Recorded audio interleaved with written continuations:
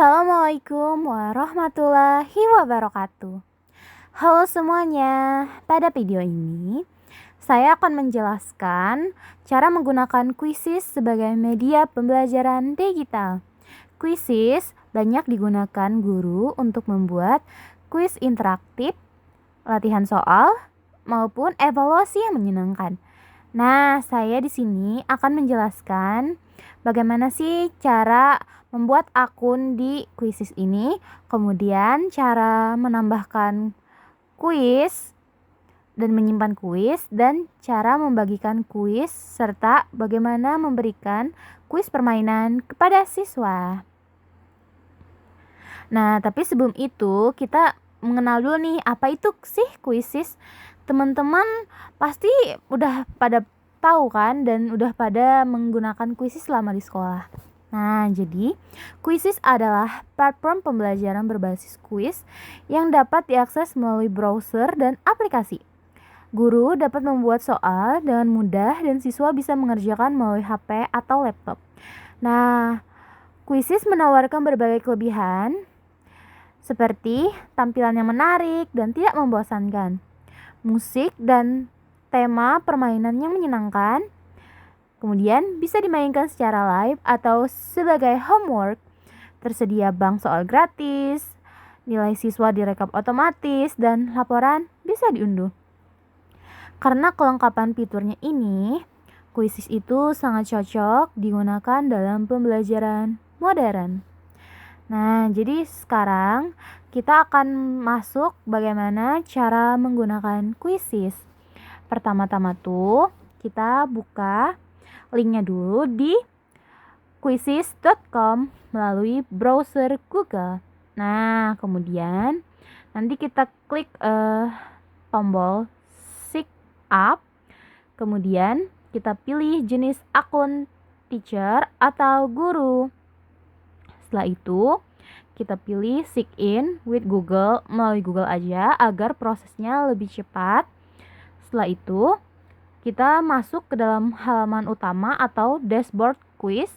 Nah, di dashboard ini kita dapat melihat tombol create, reverse, serta kuis-kuis yang pernah dibuat sebelumnya. Dan di sini ada berbagai macam fitur kuis-kuis.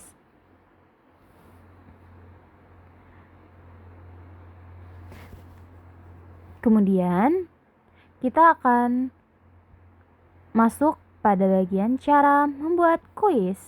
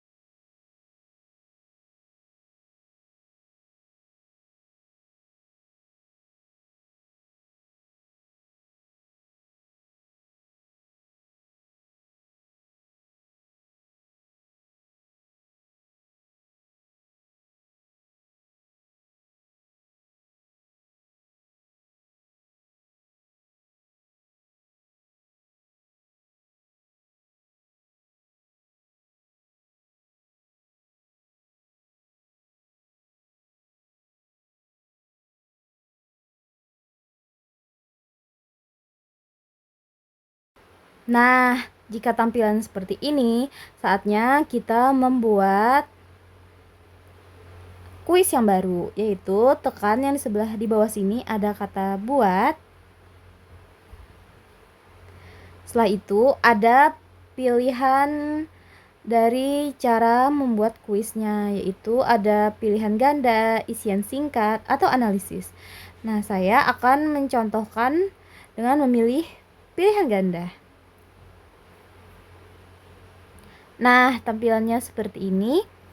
Lalu kita diminta untuk mengetikkan pertanyaannya di dalam kolom ini.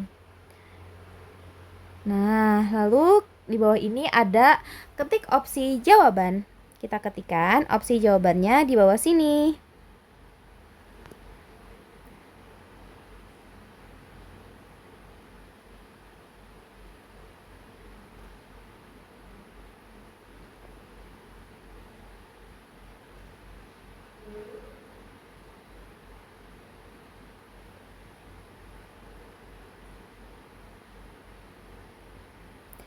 Nah, setelah selesai, kita diminta untuk memilih jawaban yang benar. Kita ketik, ada yang di sebelah kanan itu tanda centang. Kita pilih jawabannya A yang benar. Setelah seperti ini, setelah semua selesai, baru kita pilih simpan soal yang di bawah seperti ini. Nah, telah jadi satu soal. Kemudian, jika ingin menambahkan soal berikutnya, kita bisa mengulangi hal yang sama seperti tadi.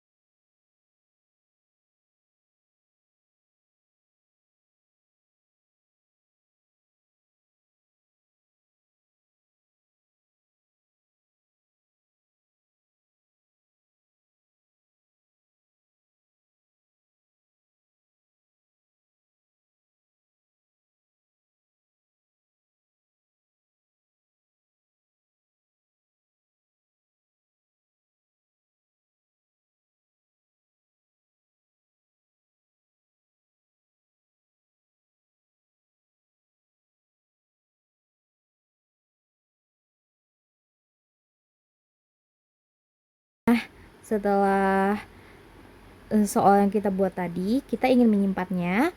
Terus kita ketik, simpan di sebelah kanan pojok paling atas seperti ini. Kemudian kita beri nama, misalnya pembelajaran bahasa Indonesia. Kemudian subjeknya kita pilih misalnya pendidikan. Kemudian nilainya kita pilih kelas 11 SMA aja. Bahasa yang digunakan bahasa Indonesia. Nah, kemudian di sini juga terbagi ada beberapa pilihan visibilitas. Yang pertama itu terlihat oleh publik. Nah, yang kedua itu dapat dilihat oleh orang-orang yang ingin kita bagikan. Kemudian yang ketiga, ada pilihan untuk semua orang di organisasi dapat melihat ini, dapat dilihat oleh seperti guru atau asisten akademik. Nah, setelah itu kita pilih tujuan pengajaran. Tujuan pengajarannya contohnya seperti mengajar. Nah, kemudian di bagian kanan atas itu ada tambahkan gambar sebagai profil konten. Nah, ini untuk membuat profil konten kita tuh lebih menarik dengan menyediakan fitur untuk menambahkan gambar. Tapi karena di sini saya tidak menyediakan gambar, jadi ini sebagai contoh saja. Jika ingin dipasang profilnya, maka akan menjadi jauh lebih menarik dan bagus.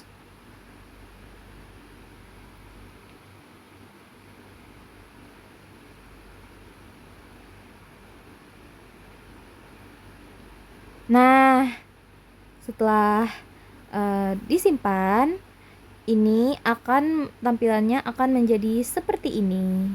Nah, kemudian ini kita bisa pilih ya, kita bisa menjadikannya ini tugasnya sebagai tugas PR atau tugas apa, kita klik di sini.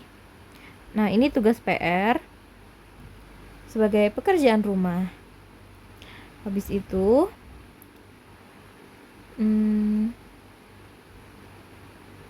kemudian seperti ini tampilannya, guys.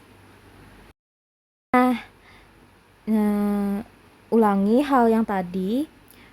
Misalnya dirasa soal itu masih kurang, bisa ditambahkan lagi seperti 10 atau sampai 10 soal misalnya sebagai contoh. Ulangi cara membuat pertanyaan tadi sehingga dirasa cukup dan disimpan seperti ini. Nah, setelah itu kita juga bisa membuat kuis ini lebih seru dengan cara memainkannya, yaitu kita pilih sebelah sini yang di bawah yang mainkan. Nah, sudah seperti itu.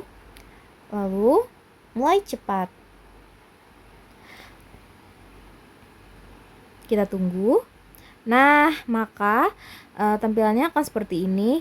Kita akan diberikan kode untuk bergabung ke dalam kuisnya dan alamatnya seperti ini.